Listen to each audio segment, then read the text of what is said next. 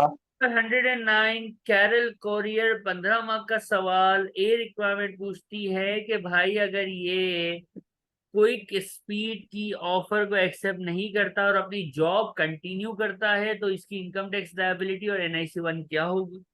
B में कहता है ये ऑफर एक्सेप्ट कर लेता है और सेल्फ एम्प्लॉय बन जाता है यानी खुद का कारोबार करता है, ट्रेडिंग इनकम करता है। तो इनकम टैक्स और एनआईसी, इनकम टैक्स और एनआईसी कौन सी आती है सेल्फ एम्प्लॉयमेंट में, 2 और 4 क्या होगी। और सी में आपको कंपेयर करना है कि कौन सा काम करना फायदे का सौदा है। अब हम पहले तो इसको एम्प्लॉय बनाते हैं। एम्प्लॉय के सीटिंग में क्या कह रहा है भाई, आज 15 मार्च 2022 है यानी टैक्स ईयर अपना चल रहा है 22-23। Carol courier is employed by Quick PLC, Quick Speed PLC as a driver. और इस भाई की सैलरी साल की है। एंड हम एम्प्लॉयमेंट इनकम निकाल रहे हैं।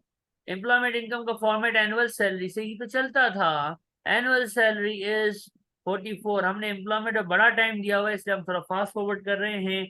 She contribute 5%। अगर बंदी खुद कॉन्ट्रीब्यूट करे ऑक्यूपेशनल पेंशन में तो ये अलाउड एक्सपेंस है।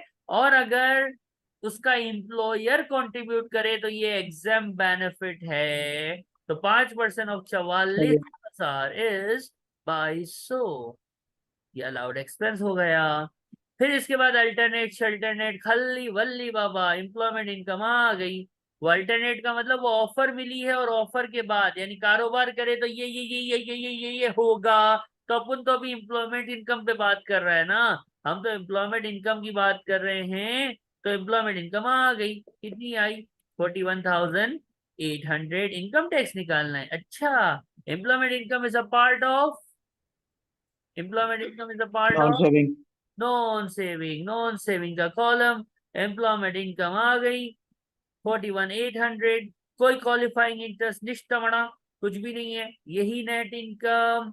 प्यारा सा पर्सन और लाख के नीचे नीचे है। टोटल का कॉलम भी नहीं बनाएंगे, 12,570 डायरेक्ट उड़ाएगा बाबा। टैक्सेबल इनकम और कोई गिफ्टेड शिफ्टेड ये वो अगड़म बगड़म कुछ भी नहीं है। तो बैंड का लिमिट शिमिट इंक्रीज भी नहीं होना, एएनआई की वर्किंग भी नहीं होनी। सबका सब, सबका सब नॉन सेविंग बाबा। Basic band 37,700 basic band. सबका सब डालो बेसिक बैंड में 20% लगाओ। आंसर आएगा इनकम टैक्स का लायबिलिटी 58, कितना, 46। कितना आसान था ये। आहा, ये इनकम टैक्स। ठीक है, ये तो सही है। लेकिन एनआईसी भी तो निकालना है। एनआईसी वन इम्प्लॉय भी हम्म। देना पड़ेगा ना। अगर नौकरी करेगा भाई तो एनआईसी वन इम्प्लॉय वाली भी तो देगा। एनआईसी वन का टेबल याद नहीं है तो याद कर लो, वरना पेपर में गिवन ही होता है। क्या होता है वो टेबल, थोड़ा थोड़ा याद है। थोड़ा थोड़ा याद है। सही है। थोड़ा थोड़ा। पेपर में वन क्लिक करोगे ऊपर स्क्रीन पे टैक्स रेट्स का अलाउंसेस का बटन होगा। वन क्लिक पे वो आपके सामने आ जाएगा। तो होशियारी नहीं करना प्लीज, मैं सबको कहता हूँ आपको नहीं, कि आप उसको देख लिया करना। खाली खाली एक छोटी सी गलती से हमारे मार्क्स तबाह नहीं होने चाहिए। क्योंकि 49 की कीमत सही है। का जानो, उससे बेचारे से पूछो जिसके 49 आते हैं। ठीक है। ये टेबल आपके सामने मैंने लिख भी दिया। सही है। ये छोटा सा टेबल यही है ना, वन का 12,570 तक बिल्कुल सही है। होता। 12,570 से ऊपर लेकिन 50 के अंदर अंदर। यानी अपना ये बंदा जो है, ये बिड़ू जो है, ये भाई जो है वो इधर है। मतलब 50,270 के अंदर हैं तो जितने हैं उतना ले लिया। और 12,571 नहीं, मैंने बताया था हम 70 लिखेंगे कि वरना कैलकुलेटर गलत आंसर देता है, मैथ्स का मसला है। और हमारे पास एन आई बिल्कुल सही है। वन भी आ गई। हम NIC1 NIC1 यल्ला यल्ला जल्दी जल्दी। 4164। यानी अगर ये एम्प्लॉय बने हैं तो इसको ये कहानी करनी है बस खत्म। ये हमारे पास आंसर आ गया भाई कि ये अगर एम्प्लॉय होगा। ये 5 मार्क्स मिल गए भाई, 5 मार्क्स। बच्चे बोलते सर मजा आ गया जबरदस्त। ठीक है भाई, एंजॉय करो नसीब। ठीक है। अब इसके बाद बी पार्ट। सही है। बी पार्ट में क्या कहता है कि धंधा करेगा, बिजनेस हाँ। करेगा, कारोबार करेगा। सेल्फ एम्प्लॉयड बोलते हैं ट्रेडिंग इनकम को, मैंने पहले भी बताया हुआ है। सेल्फ एम्प्लॉयमेंट कोई नई इनकम नहीं है। Self employment is a trading income. पढ़ते हैं सवाल। Alternative to being employed at QPLC, इसके पास एक ऑफर है, एक अपॉर्चुनिटी है कि अपना कारोबार शुरू करे। और अपना कारोबार शुरू करेगा तो ये अरेंजमेंट होगा। पढ़ते हैं। अपना कारोबार टैक्स ईयर के पहले दिन, कितना अच्छा बच्चा है ना, बेसिस पीरियड को अवॉइड कर गया। यानी टैक्स ईयर को ही ईयर एंड बना दिया, बेसिस पीरियड खल्ली वल्ली। इनकम कितनी कमाएगा? 4700। और डिलीवरी सर्विस देगा, जिससे मजीद इनकम कितनी आएगी? 13,000। फिर इसके बाद क्या करेगा? कुछ खर्चे करेगा, मतलब सर्विसेज देगा क्लाइंट को, ये तो हो गया ना। Delivery van, Coral will lease a van, 100% mileage business के लिए चलाएगा। और उस वैन का लीजिंग का खर्चा 4,400 की वैन खरीद किराए पे लेगा, ये एक्सपेंस है। और van she is unavailable, Coral will have to provide a replacement driver, और एक ड्राइवर रखेगा जिसको सैलरी देगा 2,800। और इसके बाद 3,000 पर्सनल पेंशन में कंट्रीब्यूट करेगा। पर्सनल पेंशन आपके बेसिक बैंड की लिमिट को बढ़ाती है। ऐसा ही है ना? सही है। अब मसला ये है सर, ये किस तरह से ट्रेडिंग इनकम निकालूं? मैं तो दिमाग, ये सवाल इसीलिए करवाया जाता है बी पार्ट और सी पार्ट के लिए। सर मेरा दिमाग जो है ना वो काम नहीं कर रहा कि इसका मैं ट्रेडिंग इनकम निकालूं तो कैसे। वो आपने तो कराया था, नेट प्रॉफिट होगा, ग्रॉस प्रॉफिट हो, काट देना, एक एक के पास जाना, डेप्रिसिएशन नॉट अलाउड, एम्प्लॉय दोस्त दोस्त, एम्प्लॉयर दुश्मन, फलाना ढिमकाना। ये कैसे करूं? तो बेटा ये कैश बेसिस है। कैसे पता चला सर आपको? बेटा रूल नहीं याद है? 1.5 लाख से नीचे नीचे अगर आप कमाता हो तो कैश बेसिस होती है, तो कैश बेसिस ही तो है। सीधा सीधा है। इनकम कितनी है? 47 एक है, और 13,000 एक कमाएगा। इस साल में कितना पैसा हासिल करेगा? 60,000 हासिल करेगा। खर्चे कितने करेगा? तो खर्चे में एक तो वैन का किराया देगा, और दूसरा 2,800 रुपये ड्राइवर को देगा। 7,200 रुपये खर्च कर देगा। ये आ गई खत्म। 52,800 मेरी आ गई ट्रेडिंग इनकम। कभी कभी इतना आसान भी होता है, लेकिन बच्चे पता नहीं कहाँ कहाँ निकले हुए होते हैं। कोई कहाँ जा रहा होता है, कोई लालू खेत जा रहा होता है, कोई केवाड़ी जा रहा होता है। लालू खेत एंड केवाड़ी बोथ इन UK। आज से ये समझ लो। वैसे कराची के फेमस स्पॉट्स हैं, ठीक है। जो कराची के स्टूडेंट्स होते हैं उनको ये पता होता है। अब कश्मीर में भी कुछ ना कुछ तो होगा। अब ट्रेडिंग इनकम 52,800 आई। पर्सनल अलाउंस अच्छे बच्चों की तरह 12,570 हमने माइनस करा। कितना बचा बेटा? अब देखो, ये टैक्सेबल इनकम आई ना सर। मेरी बात गौर से सुनना। Non saving basic band, basic band 37,700 है। तो ये हायर बैंड में जाएगा नहीं जाएगा? बिल्कुल जाएगा। मैं लेकिन इंक्रीज। गला दबा देता हूँ उन बच्चों का जो कहते हैं कि हायर में जाएगा। क्यों? क्योंकि बेटा मैंने जब लेकिन पढ़ा था तो मैं यहाँ पूछता था कि ये बेसिक है हायर है, और मैं कहता था बेटा यहाँ चेक कर लेना कि 37,700 लिमिट है, कोई गिफ्ट एड या पर्सनल पेंशन तो नहीं है। अगर वो हो तो लिमिट हाँ, बढ़ ये चेक कर रहा हूँ। जाती है। याद आया? ऐसा ही है। 3,000 ग्रोस दी हुई तेरे चचा, तो कितनी हो गई लिमिट? इंक्रीज हो गई है, सही है, कंप्लीट इसी में आएगा। तो ये बंदा बेसिक बैंड में ही जाएगा। ये मैं लिखता था ना कोने में, और मैं हमेशा कहता था कि बेटा ये लिखोगे ना बहुत काम आएगा। ये लिखा, ये लिखता मैं उस वक्त था जब मैं ये चेक कर लेता था, और ये मैंने चेक किया तो मेरा बचत हो गई। वरना तो मेरे 6 में से 2 मार्क्स ऐसे ही जाया हो जाते। तो ये बंदा बेसिक बैंड के अंदर ही फॉल कर रहा है, जिसपे इसको 20% टैक्स देना है। तो इसकी इनकम टैक्स लायबिलिटी, दसो बेटा दसो, कितनी आएगी? 8046। ये छोटी छोटी बातें जो हमने पढ़ी हैं, ये एग्जामिन हो रही हैं। ठीक है, तो ये याद करने के लिए बादाम, और 7 बादाम रात को भिगो दो, सुबह उसको छिलका उतार के निहार मुंह खा लो। इंशाल्लाह टैक्स के रूल्स याद करने में अफाका होगा। ठीक है, तो सर फैजान ने आपको हकीमी नुस्खा भी अता फरमाया है। चलो भाई, ये आ गया income tax liability as a self employed. अब मसला ये है कि एनआईसी 2 और 4 भी तो निकालनी पड़ेगी। जब तक वो बोलता नहीं ना इग्नोर एनआईसी, हम एनआईसी 2 और 4 का साथ नहीं छोड़ते। और इस सवाल में तो खुद ही बोला है कि भाई एनआईसी निकालो। तो भाई NIC 2 कैसे निकलती है? सबसे मुश्किल NIC 2 होती है ना, 3.15 पर वीक। ये देखो, इसने कहा था कि जिस दिन कारोबार शुरू करेगा उस दिन 6 अप्रैल होगी, यानी through out the tax year, मतलब 52 वीक्स। कितनी आएगी NIC 2? ये आएगी फिक्स है 164। 163 164। और फिर जो है NIC 4। NIC 4। NIC 4 के लिए टेबल देख लेते हैं भाई। ये टेबल है, इसकी ट्रेडिंग इनकम जो है वो है कितनी, किस अमाउंट पे लगेगा, मैंने भूल दिया गलती से। ट्रेडिंग इनकम है कितनी? ट्रेडिंग इनकम पे NIC 4 अप्लाई होती है ना, टैक्सेबल इनकम में सही थोड़ी। है। 52800। जैसे NIC 1 एम्प्लॉयमेंट ये इनकम सही है। पे होती है, आपकी NIC 4 ट्रेडिंग इनकम पे अप्लाई होती है। तो ये है 52,800, मतलब ये वाला स्लैब भी पूरा और अगले आखिरी स्लैब तक जाएंगे। ऐसा ही होगा कि नहीं होगा सही? 50270 माइनस बिल्कुल ये सही है। 72, 10.25%। और अपना आंसर क्या है? 52800 ना, थोड़ा सा ही ज्यादा है। और इस पे है 3.25%। इन दोनों का आंसर कुछ भी आएगा, मुझे तो टोटल में इंटरेस्ट है भाई।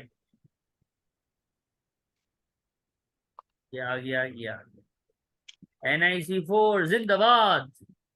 NIC 4 आ गई भाई, 3946।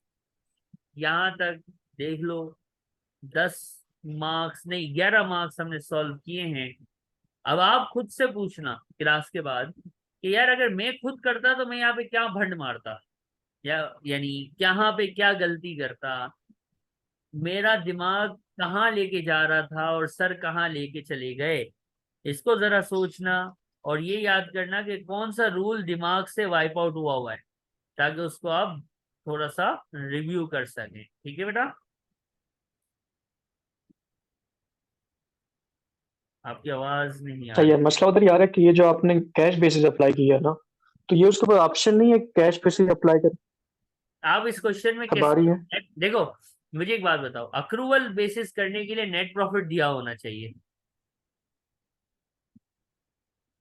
क्या क्वेश्चन में कहीं नेट प्रॉफिट दिया हुआ है? आप मजबूर हैं इस तरह से काम करने के लिए, कोई और ठीक है। तरीका है ही नहीं। वो अक्रूवल बेसिस क्या होता है, अलाउड नॉट अलाउड, तो नेट प्रॉफिट दिया तो हो।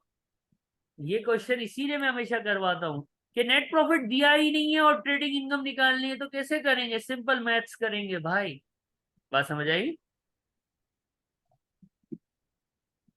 अब आप इसको कैश बेसिस का नाम दो, सीधा सीधा प्लस माइनस का सही नाम, है। What ever. मैं नेट प्रॉफिट नहीं है मेरे पास, मैं उल्टा जा ही नहीं सकता, अलाउड नॉट अलाउड की गेम खेल ही नहीं सकता। करेक्ट। सही हो गया। अब इसका जो पार्ट है ना, ये भी थोड़ा सा ट्रिकी है। ट्रिकी इस सेंस में है कि ये पहली मर्तबा आप इसको इस तरह से देखेंगे। अब देखिए, आपने आंसर लिख लिए ना, स्क्रीनशॉट ले लिया आपने? जी बेटा, स्क्रीनशॉट ले लिया आपने? जी। अब देखें, मैं इसको थोड़ा हाँ सा, जी। अब मैं आपको बताता हूँ कि इसका सी पार्ट कैसे होगा। जी जी ले लिए। अब सी पार्ट थोड़ा सा ट्रिकी इस सेंस में है कि पहली मर्तबा स्टूडेंट इसको देख रहे होते हैं। पूछा गया भाई पूछने वाले ने कि बताओ कौन सा काम करेगा। अब 4 मार्क्स हैं तो कुछ तो होगा ना इसके अंदर, कंपेयर करना है। क्या करना है बेटा? We need to compare.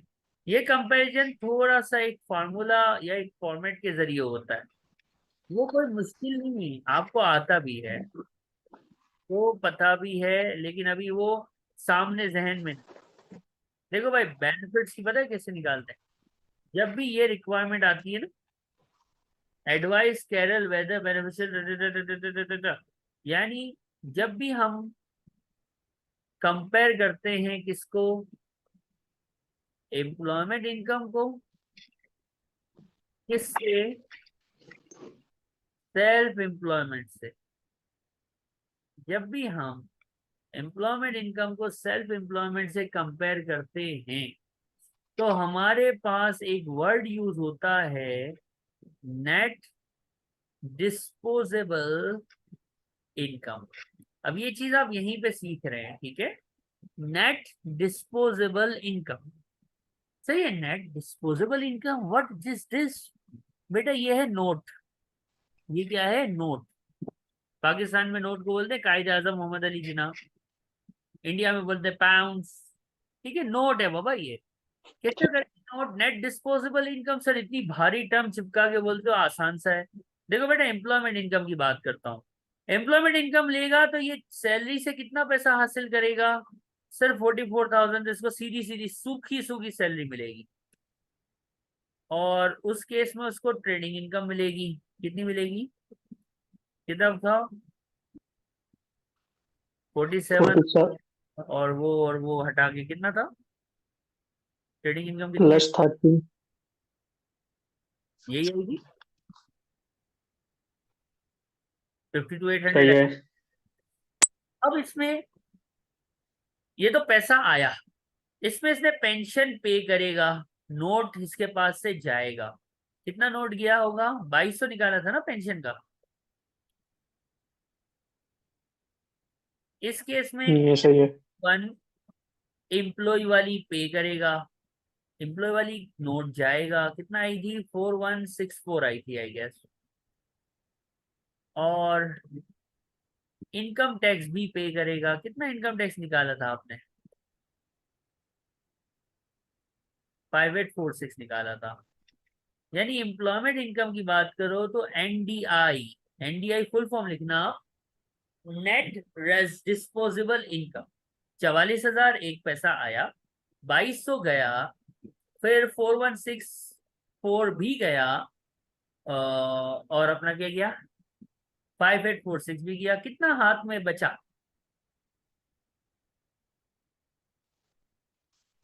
3790। इस केस में पेंशन नहीं देगा, एनआईसी वन नहीं देगा, इनकम टैक्स तो देगा। कितना निकाला था इनकम टैक्स अभी हमने? 8046। और एनआईसी 2 और एनआईसी 4 भी बेचारे को देनी पड़ेगी ना। ट्रेडिंग के केस में एनआईसी 2 और 4 भी देनी पड़ेगी। यही यही होगा। और एक बात देखो, एक चीज जो सही हमें है, ठीक है। छोड़ता है, पर्सनल पेंशन एम्प्लॉयमेंट के केस में नहीं दे रहा बेटा, एम्प्लॉयमेंट के केस में नहीं दे रहा, इसमें दे रहा है। अब पर्सनल पेंशन जो पे करेगा ना, वो हमेशा नेट अमाउंट पे की जाती है। जो चीज आप ग्रॉस अप करते हो, आप रियल में उसको कितना पे करते हैं? ग्रॉस हमेशा 100% को रिप्रेजेंट करता है। और गिफ्टेड और पर्सनल पेंशन ये दो चीजें ऐसी हैं जो गवर्नमेंट को नेट करके पे की जाती हैं। बात समझ आई? याद आई?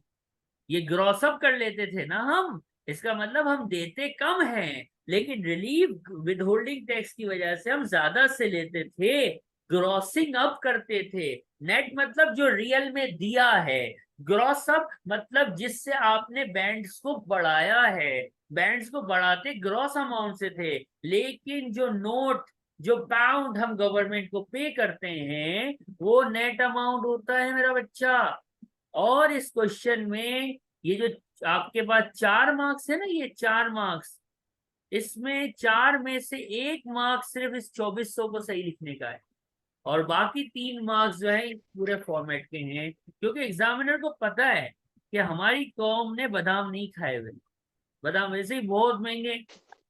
ठीक, आपके यहाँ पे शायद ड्राई फ्रूट वगैरह सस्ते होंगे कश्मीर में, लेकिन हमारे कराची में तो बादाम बहुत महंगे हैं, आउट ऑफ द रेंज। तो कौम ने बादाम खाए नहीं, उसको याद रहेगा नहीं, याद नहीं रहेगा तो 1 मार्क काट लो। तो अब जरा ध्यान से देखना, ये मैंने क्वेश्चन बी और सी पार्ट के लिए खुद करवाया है। जब मैं ए पार्ट करवा रहा होता ना तो कुछ बच्चे बोले सर पांचवा ये एम्प्लॉयमेंट यूं हो गया। बेटा बी और सी पे आना पता चले। तो ये क्वेश्चन हमारा कंप्लीट हो जाता है। कोई सवाल है तो प्लीज बताइएगा। नहीं सही है, ठीक।